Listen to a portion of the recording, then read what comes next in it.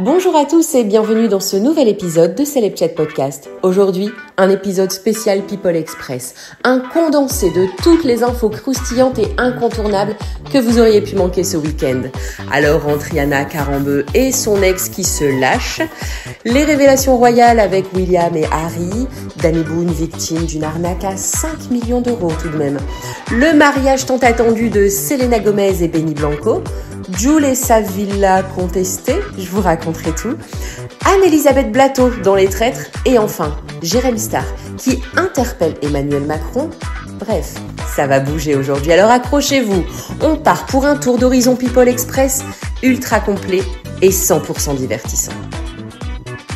Aram Ohanyan, l'ex-mari d'Adriana Karembeu et père de leur fille Nina, âgée de 7 ans, sort du silence pour rétablir ce qu'il appelle quelques vérités sur leur vie passée, leur séparation et le rôle de parents. Après 14 ans de vie commune et 3 années de séparation, le divorce n'a toujours pas été prononcé.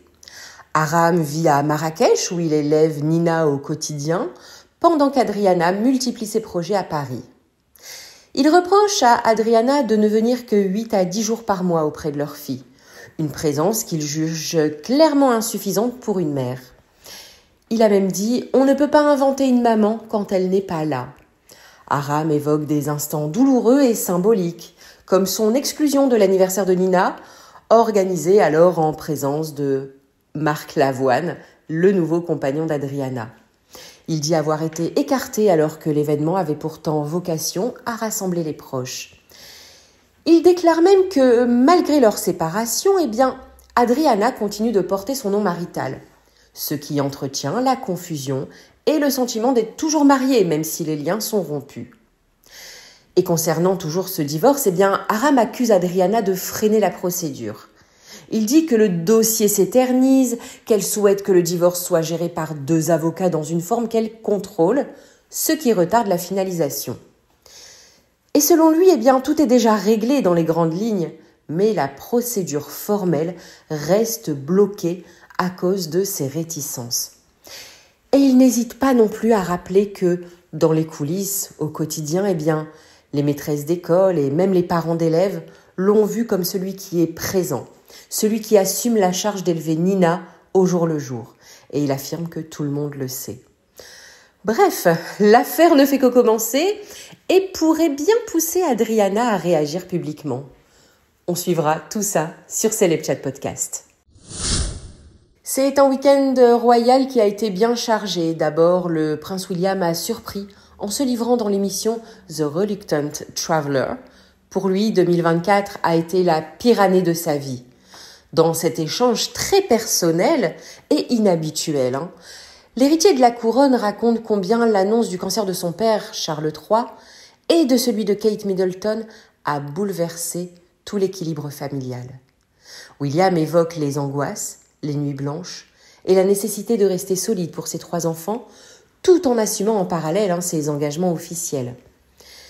Comme je vous le disais, cette transparence, c'est très rare chez le futur roi et ça a touché de nombreux Britanniques qui, eux aussi, se souviennent des mois d'inquiétude passés à attendre des nouvelles de la santé de Charles, mais aussi de Kate.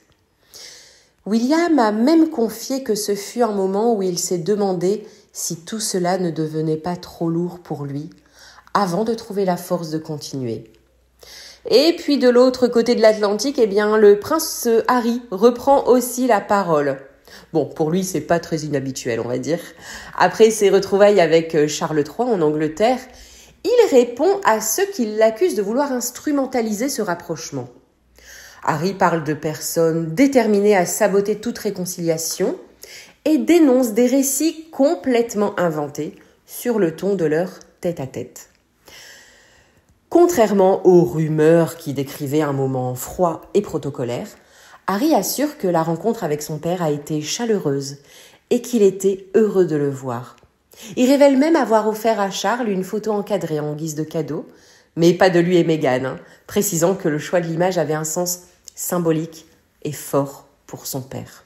Alors, est-ce une nouvelle page qui s'ouvre pour les frères et leur père ? Bon, reste à savoir si cette volonté sera partagée par William, qui pour l'instant reste silencieux sur ce tête-à-tête. L'acteur et réalisateur Danny Boone aurait été victime d'une gigantesque arnaque. Un escroc s'étant fait passer pour un lord irlandais lui aurait soutiré plus de 5 millions d'euros. Bon, apparemment, le procédé aurait été sophistiqué. L'escroc prétendait être skipper, membre d'un club nautique prestigieux, propriétaire terrien, employé des costumes 3 pièces avec boutonnière et avait même une page Wikipédia vantant son statut. L'arnaque a commencé en 2021 avec la gestion d'un voilier que Danny Boone attendait. Il aurait versé 2,2 millions d'euros pour l'acquisition et l'entretien, puis 4,5 millions dans un montage financier proposé par l'escroc. Quand Danny Boone a exigé le retour de son argent, les fonds avaient déjà été placés vers des comptes à Monaco, Singapour ou le Panama, ou investis en biens de luxe. Plus de 400 000 euros dans ses achats. Cet escroc a été jugé à Nice, il a été condamné à 5 ans de prison et a remboursé 4,8 millions d'euros avec intérêt. L'avocat de Danny Boone a parlé d'une victoire. Ce qu'il recherchait, c'était avant tout que la justice reconnaisse la qualité de victime et le montant du préjudice. Ce samedi 27 septembre, Selena Gomez et le producteur Benny Blanco se sont unis lors d'une cérémonie intime mais glamour à Hope Ranch, près de Santa Barbara, en Californie. La chanteuse portait une robe en satin blanc signée Ralph Lauren, accompagnée de bijoux Tiffany, tandis que Benny Blanco arborait un smoking assorti.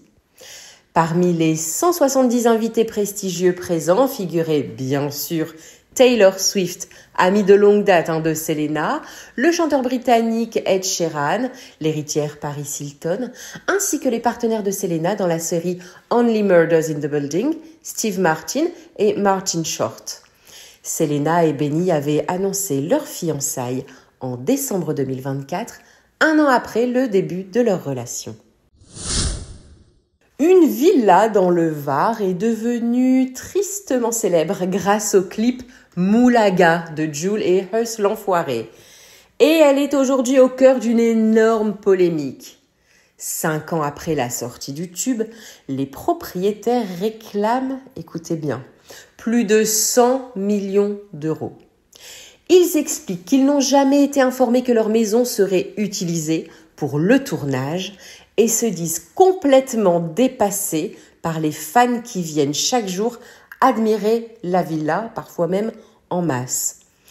Les propriétaires ont donc attaqué Google France, la plateforme de location Homely et le label Midi Midi Productions, responsables, tout cela, selon eux, de la visibilité et de l'exploitation de la propriété. Le tribunal de Toulon a jugé l'action contre Google France irrecevable. Bon, apparemment, l'affaire continue parce qu'ils ont décidé de relancer la procédure et ça attire quand même l'attention des fans. La villa, c'est devenu un vrai lieu de pèlerinage pour tous ceux qui veulent revivre les scènes du clip. Entre Jul et Huss l'Enfoiré, le clip a explosé les compteurs et reste un classique du rap marseillais. Et cette plainte, aussi étonnante qu'elle soit, montre que derrière les clips à succès se cachent parfois des histoires assez incroyables. La très sympathique Anne-Elisabeth Blateau, l'incontournable Emma dans Scène de ménage, a fait sensation dans la dernière saison de Les Traîtres sur M6. Dès le début, elle a été désignée comme l'une des traîtres, un rôle qui l'a mise en pleine lumière d'ailleurs. Et visiblement, elle n'a pas été déçue. Et c'est dans une interview qu'elle s'est confiée. Les gens deviennent fous. C'est du premier degré, du pur théâtre. Elle fait référence aux réactions intenses de certains candidats qui ont pris le jeu très au sérieux, parfois au point de perdre leur calme. Un comportement qui a surpris Anne-Elisabeth, habituée, elle, à l'humour et à la dérision. Cette saison, d'ailleurs, a été marquée par des retournements de situation inattendus, des alliances fragiles et des éliminations surprenantes. Anne-Elisabeth, elle, avec son franc-parler et son esprit vif, a su naviguer dans cet univers tendu qui a offert aux téléspectateurs des moments de suspense et de divertissement. D'ailleurs, pour découvrir ou redécouvrir ces aventures, rendez-vous sur M6 ou en replay sur 6play Max. Le célèbre influenceur Jérém Star a adressé une lettre ouverte au président Emmanuel Macron, appelant à l'interdiction de la corrida en France. Dans son message, il dénonce une pratique qu'il qualifie de cruelle et inhumaine, soulignant l'urgence d'agir pour le bien-être animal. Il exprime également son incompréhension face à la persistance de cette tradition, malgré les évolutions sociétales et les préoccupations croissantes concernant la condition animale. Bon, souvenez-vous, Jérém Star avait fait de la garde à vue pour avoir interrompu une corrida. Et fort de son influence et de son engagement sur les réseaux sociaux, il espère ainsi sensibiliser le public et les décideurs à cette cause. Et voilà, Célèbre Chat Podcast, c'est fini pour aujourd'hui. Merci d'avoir été avec nous pour ce tourbillon d'actu people et de scoop. Rappelez-vous, Célèbre Chat Podcast, c'est le seul podcast français qui vous offre un épisode par jour pour tout savoir sur vos célébrités préférées. Et pour encore plus de news en photo et en vidéo, rendez-vous sur Instagram, Célèbre Chat Podcast.